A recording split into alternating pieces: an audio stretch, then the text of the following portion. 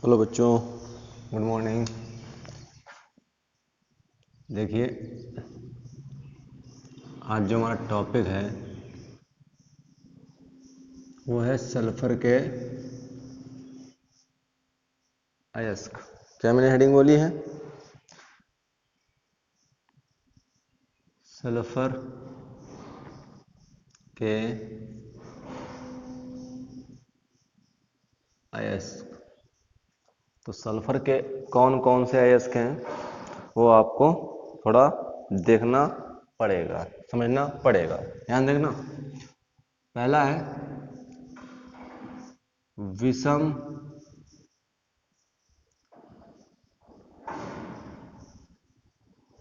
लंबाच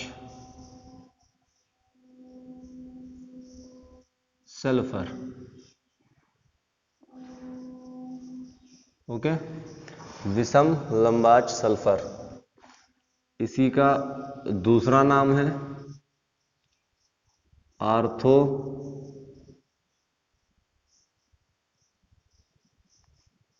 rhombic sulphur. Ortho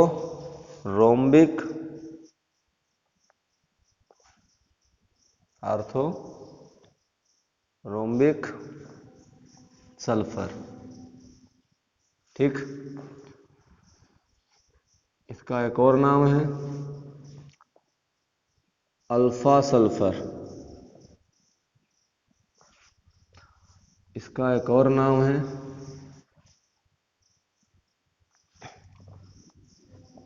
yellow sulphur.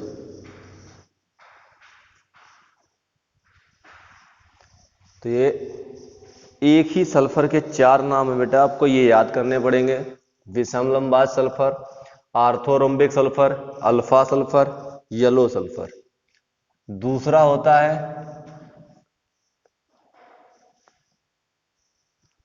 एक न ताच sulphur. एक न ताच सल्फर, ठीक है। और इसका अगला नाम है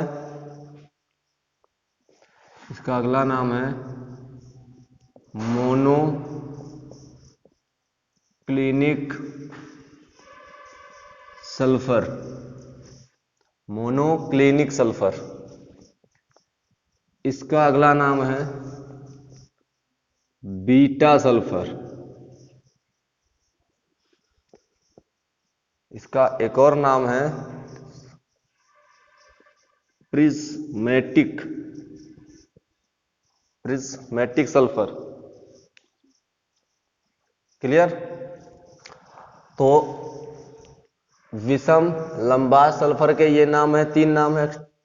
एकनताज सल्फर के ये तीन नाम है। ये आपको याद करने पड़ेंगे, जिनमें से ये नाम जो है अल्फा, आर्थो, ये दोनों इसके जो है बहुत ही फेमस नाम है। इसमें से ये इसका ये वाला नाम और ये वाला नाम बहुत फेमस है, ठीक है ना। कभी कभी पूछ देता है मोनोक्लिनिक सल्फर या मोनोक्लिनिक किसका अयस्क है, ठीक है ना। अब सबसे जरूरी बात कि इसको जो है इसमें और इसको जो है इसमें कन्वर्ट किया जा सकता है, बदला जा सकता है। सिंपल फंडे से, बहुत ही सरल तरीके से इनको जो है एक दूसरे में बदला जा सकता है। अगर आपने गर्म किया तो इससे ये बन जाएगा। अगर आपने इसको ठंडा किया तो इससे ये बन जाएगा। गर्म करेंगे तो ये इससे बनेगा, ठंडा करेंगे तो ये इससे बन जाएगा। दोनों एक दूसरे से बनाए जा सकते हैं। गर्म करने के लिए टेम्परेचर जो है ये याद करना पड़ेगा। ठंडा करने के लिए कोई टेम्परेचर नहीं है, बस आपको ठंडा करना है। लेकिन गर्म करने के लिए आपको टेम्परेचर चाहिए, एक निश्चित ताप चाहिए। उसे कैसे याद करने करेंगे? सिंपल सा फंडा देखना, ट्रिक होती है 3 का पाड़ा 3 बार। 3 एकम 3, 3 दूनी 6, 3 तिया 9। 3 का पाड़ा 3 बार पढ़ना है। 369 केल्विन टेम्परेचर चाहिए हमको। इसको गर्म करेंगे अल्फा सल्फर को तो हमें बीटा सल्फर मिल जाएगा। क्लियर? नोट कर लीजिए अच्छे से। हो गया? चलिए मिटा दें।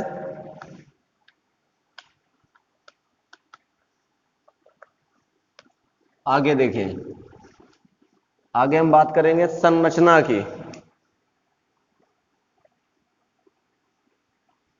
स्ट्रक्चरल की बात करेंगे, ठीक है ना? तो हम बात करेंगे दो सल्फर, एक S8 की बात करेंगे और एक S6 की बात करेंगे, ठीक है? एक तो हम S6 की बात करेंगे और एक हम क्लियर? S8 और S6। थोड़ा वीडियो में नहीं आ रहा था, अब आने आएगा, ठीक है ना? तो आपने एक चीज देखा होगा, जो मैं फिगर बना रहा हूं आपको बताना है ये फिगर किसका है।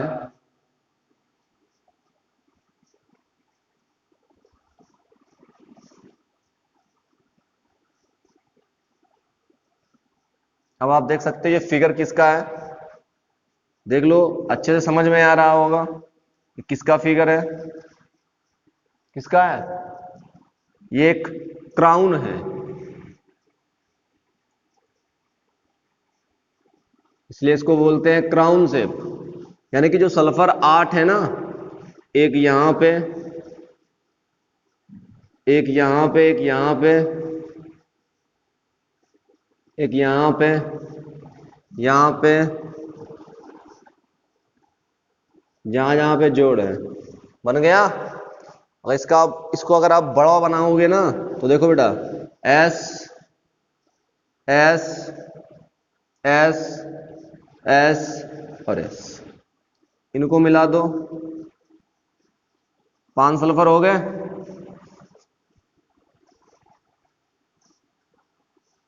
था एक सल्फर यहां है, एक सल्फर यहां है, फिर एक सल्फर आपका यहां बीच में है। देख लो, बिल्कुल शेप वही बन गया, बड़ा सा एक क्राउन बन गया। हो गया पूरा।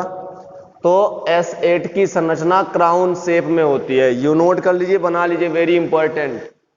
क्राउन शेप किसकी? S8 की। S6 की अगर मैं बात करूं,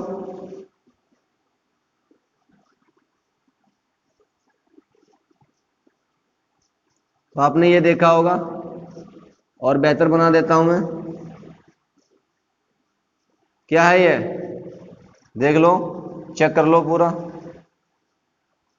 कुर्सी है ना बैठने वाली, जो ऐसे बैठ के इस पे आराम से लेट भी सकते हैं, वे वाली टेढ़ी, जो सीधी और फिर थोड़ी टेढ़ी होती है ऐसे, इस पे आराम से लेट भी सकते हैं, वो कुर्सी है।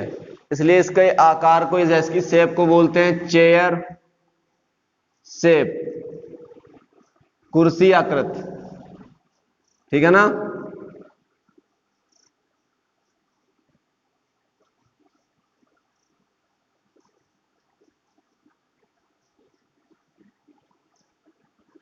हो गया पूरा। अब देखिए, यहां पे जोड़ है सल्फर, यहां पे जोड़ है सल्फर, यहां जोड़ है सल्फर, जहां जहां पे आपको करना है बस वहां पे सल्फर लगा दीजिए, ठीक है ना? 1 2 3 4 5 हो चुके हैं सल्फर, बन गई चेयर। हो गया ना? आप जब बनाओगे तो बेहतर बनेगा। क्लियर? तो एक चेयर बन गई, तो इसकी आकृत चेयर जैसी, इसकी आकृत क्राउन जैसी, दोनों को दोनों याद कर लीजिए, S8 और S6 को। क्लियर? चलिए अगली हेडिंग है हमारी सल्फर के यौगिक। सल्फर के यौगिक,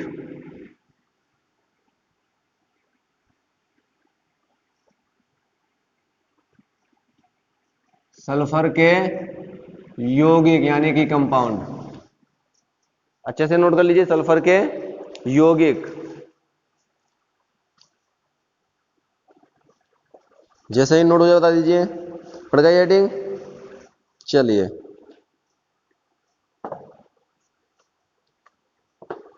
आगे बात करते हैं सल्फर के यौगिक में। पहला है सोडियम थायो सल्फेट।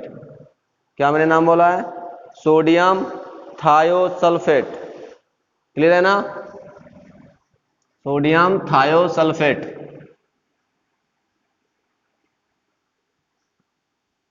सोडियम थायो सल्फेट। अगर मैं अणुसूत्र की बात करूं Na2H2O3 होता है। इसको हम क्यों पढ़ रहे हैं अभी बताऊंगा मैं आपको। सोडियम थायोसल्फेट, इसका स्ट्रक्चर बना लो। दो सल्फर हैं,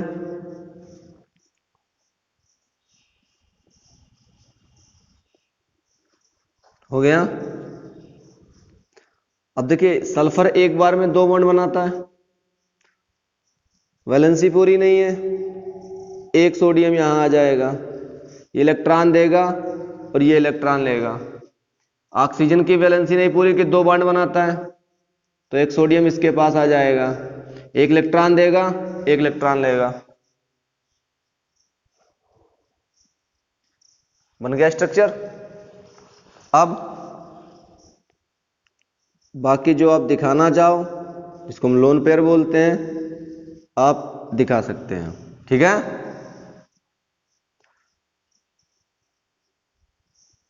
हो गया।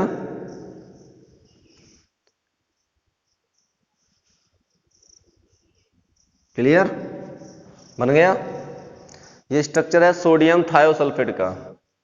तो अगर मैं यहां पर सल्फर की ऑक्सीकरण संख्या की बात करूं तो आप देख सकते हो दो सल्फर है, एक सल्फर की -1 है और एक सल्फर जो है देख लो कितनी स्टेट में है, आप खुद चेक कर लो ना। यहां पे देगा ना लेगा। जिसकी विद्युत ऋणात्मकता कम हो उसको प्लस दो, जिसकी ज्यादा उसको माइनस दो। तो 1 2 3 4 5 +5। एक सल्फर ऐसा है जिसकी ऑक्सीकरण संख्या -1 और एक जो सल्फर है जो +5। -1 और +5, दो ऑक्सीकरण संख्या, इसीलिए ये पूछा जाता है बेटा। अगर मैं बात करूं औसत ऑक्सीकरण संख्या, तो एक सल्फर ऐसा जिसकी -1 +5, टोटल सल्फर कितने हैं? 2, 4/2 +2 ऑक्सीकरण संख्या। औसत की बात करें। अगर मैं इस वाले सल्फर पे संकरण की बात करूं, संकरण की बात करूं इस सल्फर पे, sigma sigma sigma sigma 4 sigma है, यानी कि sp3 हो गया। हो गया ना? चलिए इतना आप नोट कर लीजिए। और सबसे इसमें जो जरूरी है वो है ऑक्सीकरण संख्या। इसी के लिए ये पढ़ा भी जाता है, इसको क्लास इंटर में इसीलिए पढ़ते भी हैं। जब भी क्वेश्चन आएगा तो इसकी ऑक्सीकरण संख्या पर ही क्वेश्चन आएगा, ये नोट कर लेना। सोडियम थायोसल्फेट में सल्फर की ऑक्सीकरण संख्या बताइए, तो सल्फर की ऑक्सीकरण संख्या -1 +5 लिखोगे, औसत ऑक्सीकरण संख्या +2 लिखोगे, ये याद रखना। हो गया। चलिए आगे देखते हैं अगला क्या है। अगला जो है सल्फर का जो कंपाउंड हम लेंगे वो है सोडियम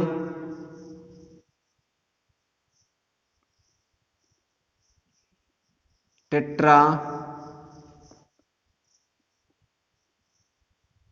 थायोनेट। क्या है हमारे पास? सोडियम टेट्रा थायोनेट है हमारे पास, सोडियम टेट्रा थायोनेट, Na2S4O6, ये सूत्र होता है इसका। संरचना वेरी इंपॉर्टेंट, कितने सल्फर हैं? 4।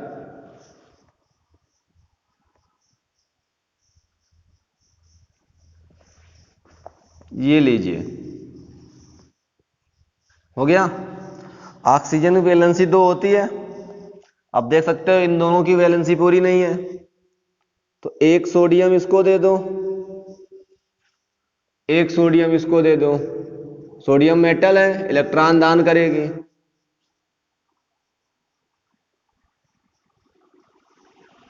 हो गया। ऑक्सीकरण संख्या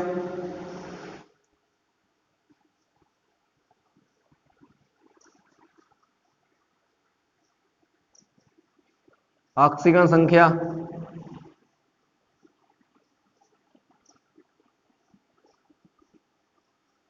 चेक कर लो। 2 सल्फर ऐसे हैं जिसकी ऑक्सीकरण संख्या कितनी है? 1 2 3 4 5। 2 सल्फर ऐसे हैं जिनकी ऑक्सीकरण संख्या 0। भाई देखो, सल्फर सल्फर के बीच में बॉन्ड है। अगर ऑक्सीकरण संख्या निकालना नहीं आता है तो कमेंट करके बताओ मुझे। यहां पे 0 है, तो यहां पे क्या लिखेंगे? सल्फर की ऑक्सीकरण संख्या 0, +5। 2 सल्फर की 0, 2 सल्फर की +5, ये याद रखना है आपको।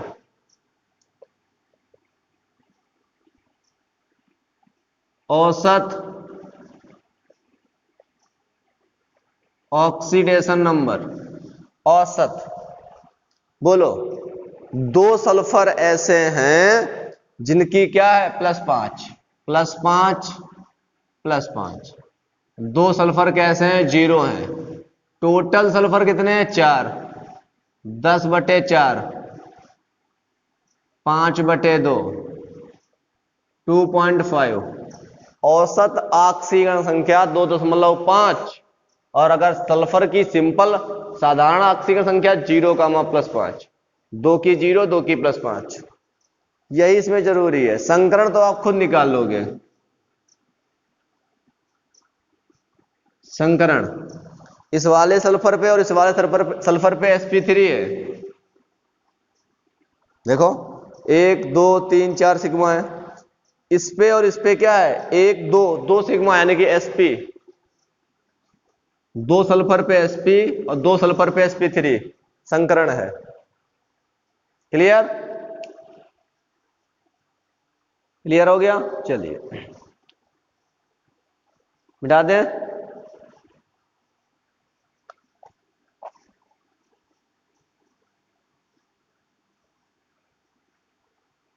मिटा दिया। आगे देखो, आगे क्या है हमारा? आगे है सल्फर की अभिक्रियाएं।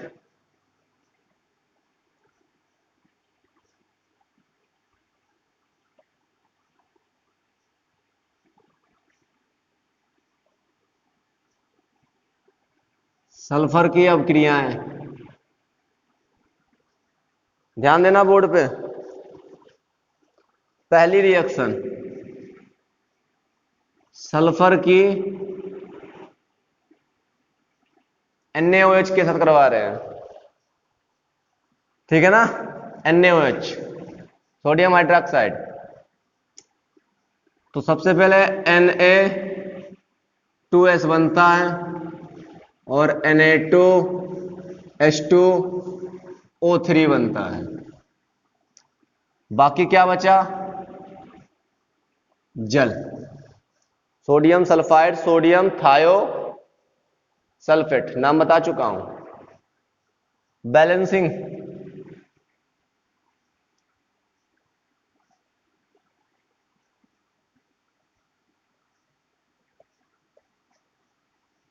इसको 2 कर लो। 2 दूनी 4, 2 6, 6 NaOH कर लो, विषमता सम कर लो, ठीक है ना। अब इसके बाद में सल्फर हुआ 2 और 2 4, ऑक्सीजन है 3 और 1 4, 6 हुआ, ऑक्सीजन तो 3 कर लो, 3 दूनी 6, 3 3 6, सल्फर 4 है, इसको 4 कर दो, हो गया, बैलेंस हो गई। चल दूसरी पढ़ते हैं हम रिएक्शन, सल्फर की H2SO4 के साथ अपक्रिया, ठीक है ना। तो आपको जब भी इस प्रकार की कोई रिएक्शन दिखाई दे तो सिंपल सा देखिए, H2SO4 एक निर्जलीकारक है, इसका काम है बस जल का निकालना, पानी को निकालना। तो इसने पानी दिया निकाल, और क्या बचा, SO2, क्लियर।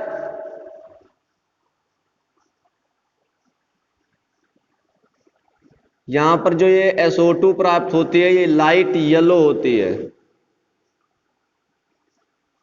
क्लियर। अब चाहे तो इसको तोड़ के भी बना सकते हैं, H2SO4 H2O SO2 और नवजात, अभी मैंने बैलेंस नहीं की, भी करूंगा। नवजात ऑक्सीजन सल्फर से अपक्रिया करेगी, SO2 बनाएगी, यहां पे ये 2 है तो इसको 2 कर लेना, इसको बैलेंस कर लीजिए, 2 और 2 4 बैलेंस है, यहां पे 2 से गुणा कराए तो यहां पर भी 2 से गुणा करा देना, 2 से 2 कट जाएगा, sulphur plus 2 SO4 H2SO4, 2 H2O plus 2 और 1 3 SO2, सेम चीज आ रही है, बस बैलेंसिंग इसमें अपने आप हो जाती है। यहां पे 2 आया, यहां 2 आया, यहां 3 आया, बैलेंस हो गई। जो यहां पे SO2 होती है लाइट येलो होती है, क्लियर, मतलब समझ में आ गया पूरा। तो चाहे आप ये नोट करो चाहे ये नोट करो। और जब भी सल्फर की बात आती है तो सल्फर ज्यादातर एनसीईआरटी में S8 के रूप में लिखा होता है, तो आप चाहें तो इसको S8 में लिख सकते हैं, ये आप पे डिपेंड है, ये भी सही है वो भी सही है, हो गया। चलिए अगली रिएक्शन देखिए, अगली रिएक्शन है HNO3 के साथ में, ये भी सांद्र था H2SO4 और ये भी सांद्र है, मैंने तोड़ के बता चुका हूं आपको कैसे बनती है, मैं फिर से दिखा रहा हूं आपको। सांद्र है इसलिए NO2 देगा, H2O देगा और नवजात ऑक्सीजन निकालेगा, सल्फर नवजात ऑक्सीजन प्लस H2O बना लेगा आपका H2SO4।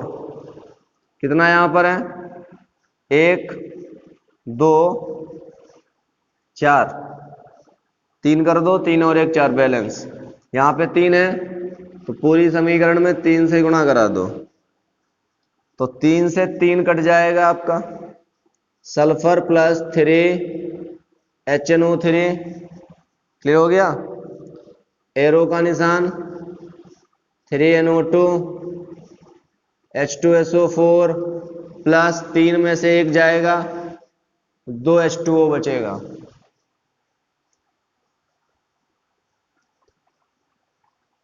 और ये वाली पहले मैंने शायद बैलेंस नहीं की थी, अभी बैलेंस कर देता हूं पहले, उसके बाद में गुणा कराऊंगा 3 से। तो पहले जब बैलेंस करूंगा यहाँ पे 2 लगेगा और यहाँ 2 लगेगा, 2 2, अब बैलेंस हो जाएगी, 3 दूनी 6, 2 दूनी 4, 2 6, ठीक है ना। अब 3 से गुणा कराऊंगा तो 3 1 कम 3, 3 1 कम 3, 3 दूनी 6 और 3 दूनी 6, ये लीजिए 6 आएगा, ठीक है। और ये 6NO2 है, 3 से 1 जाएगा, 2 बचेगा, अब सही है। कितना आया वो आपके सामने देखो, 6 ये आ गया, हो गया, और 6NO2 H2SO4 प्लस 2H2O हो गया, तोड़ के बन गए। लेकिन मैंने इसको एक रूप में और बताया था तुमको, ये वाला याद कर लो, S8HNO3 सांद्र, एक सल्फर के लास्ट में 6, तो 8 के सल्फर में 48, जितना है यहां लगा दीजिए। याद कीजिए, मैंने मतलब बताया था NO2 H2SO4 plus H2O, 48 N है, 48 N कर दीजिए। सल्फर 8 है, 8 सल्फर कर दीजिए।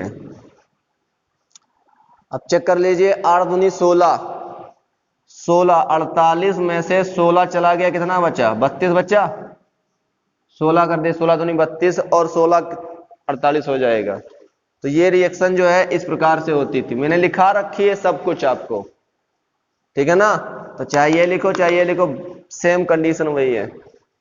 48, 48, 8 एकम 8, 8 दूनी 16, वही सेम चीज है, कोई दिक्कत नहीं है, ठीक है ना।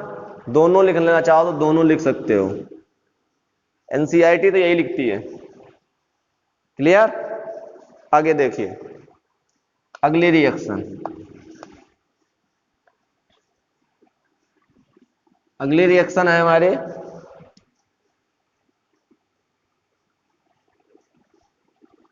तो बनता है SO2 SO3, सल्फर डाइऑक्साइड और सल्फर ट्राइऑक्साइड। ये 5 से 10 बनता है, परसेंट बनता है, मतलब सल्फर ट्राइऑक्साइड गैस कम बनती है, सल्फर डाइऑक्साइड गैस अधिक बनती है। क्लियर? चल फटाफट नोट कर लीजिए। एक क्वेश्चन है हमारा कि SO2 और SO3 में कौन अधिक अम्लीय है, मतलब प्रबल अम्लीय कौन है।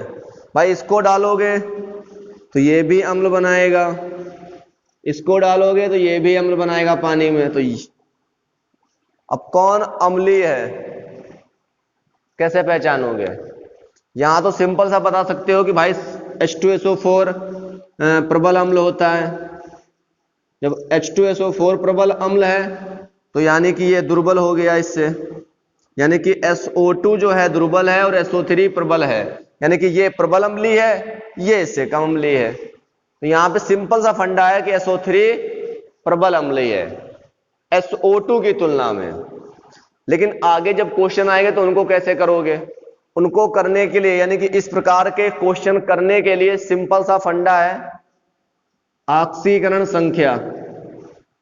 अगर ये निकालना आपको आता है तो आप सिंपल से तरीके से आप निकाल सकते हो। यहां देखना, यहां से ऑक्सीकरण संख्या निकालोगे +6, यहां पे ऑक्सीकरण संख्या निकालोगे +4। तो जिसकी ऑक्सीकरण संख्या अधिक होती है वो अधिक अम्लीय होता है, और जिसकी ऑक्सीकरण संख्या कम होती है वो कम अम्लीय होता है। इसकी ऑक्सीकरण संख्या ज्यादा है इसलिए अधिक अम्लीय है, इसकी ऑक्सीकरण संख्या कम है इसलिए कम अम्लीय है। बस सिंपल सा फंडा। क्लियर? धन्यवाद।